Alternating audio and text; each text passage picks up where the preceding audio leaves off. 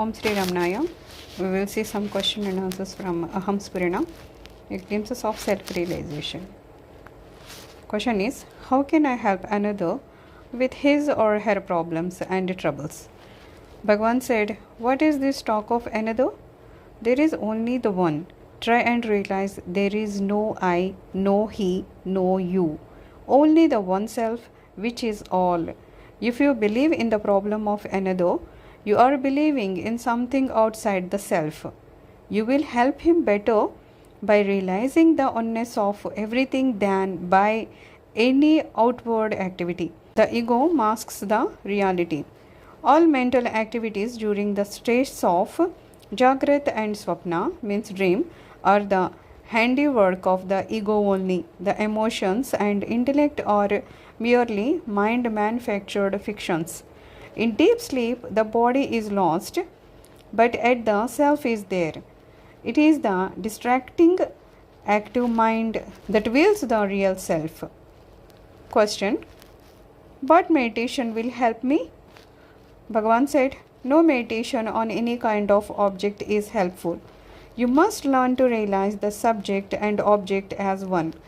In meditation on an object, whether concrete or abstract, you are destroying the sense of oneness and creating duality.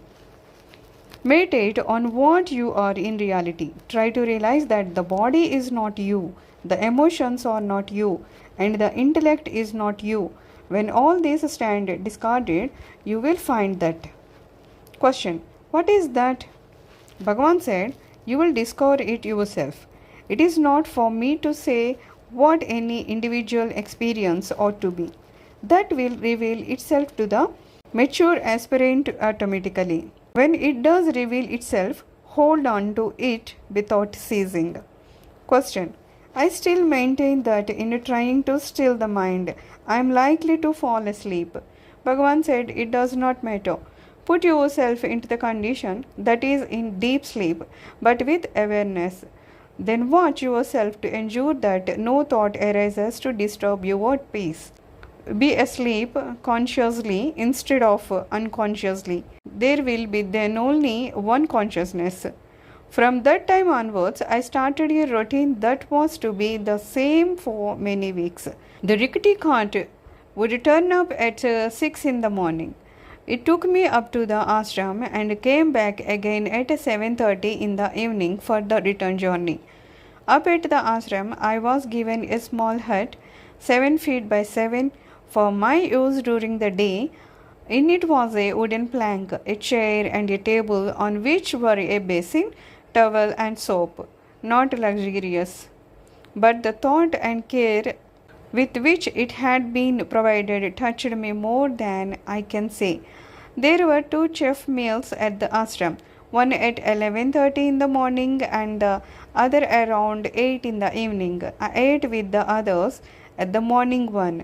The food was more or less the same at both, rice with an assortment of vegetables and milk curd. Everybody sat on the floor in front of an individual strip of banana leaf.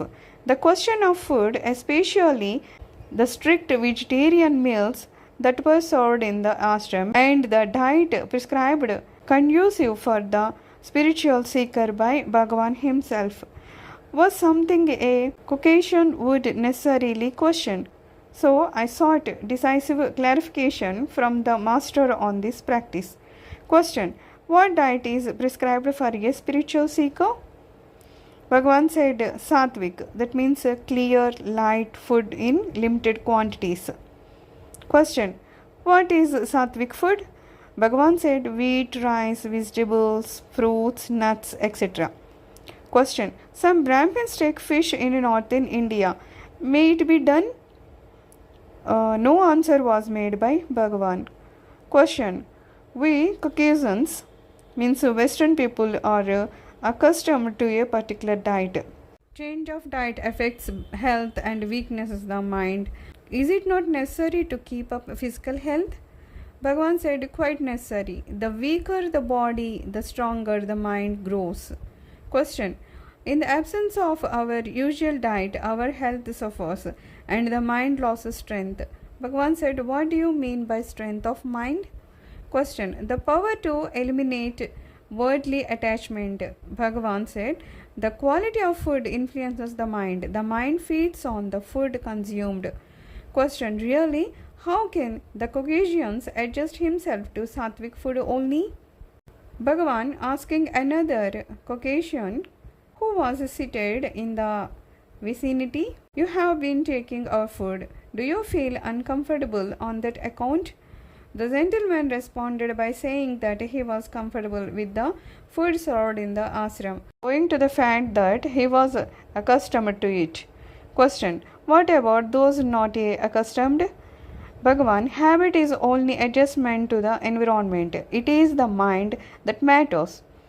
The fact is that the mind has been trained to think of certain foods as being tasty and good.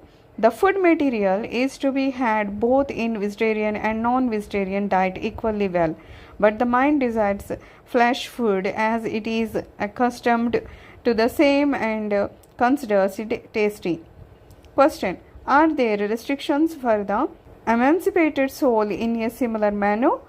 Bhagavan said no. He is steady and not influenced by the food he takes. Question. Is not killing life to prepare meat foods unethical? Bhagavan said for the mumukshu, means a seeker of liberation, yes. Ahimsa means non-violence stands foremost in the code of discipline for yogis. Question. But even plants have life. Bhagavan. So too the slabs you sit on. Question. May we gradually get ourselves accustomed to vegetarian food? Bhagavan. Yes, that is the way. Food affects the mind. Certain kinds make it more sattvic. For the practice of any kind of yoga, vegetarianism is absolutely necessary. Then question. Why do you take milk but not eggs? Bhagavan said, the domestic cows yield more milk than necessary for their calves, and they find it a pleasure to be revealed of the milk. Question. But likewise the hen cannot contain her eggs? Bhagavan said, but there are potential lives in them. Question. Could one experience spiritual illumination whilst normally eating flesh foods? Bhagavan said, provided you slowly wean yourself away from them and gradually accustom the body to purer types of food. But in any case, once you have attained illumination, it will make a little difference what you eat. It is the early stages that are important. On a great fire, it is immaterial what fuel is heaped. Meditate on the self and on that alone. There is no other goal. The Maharshi's philosophy and teaching is the purest form of Advaita, that means non-duality, known as Ajata Advaita. The Absolute is Ajata and the unborn eternal non-duality. As the days passed, I saw more and more clearly that this was no theoretical philosophy. He himself lived in continuously and joyously. He was one of the few I have met who were not only perpetually happy but also completely untroubled by the world. This dialogue was appeared in a Ramana Ashram publication. Om Shanti.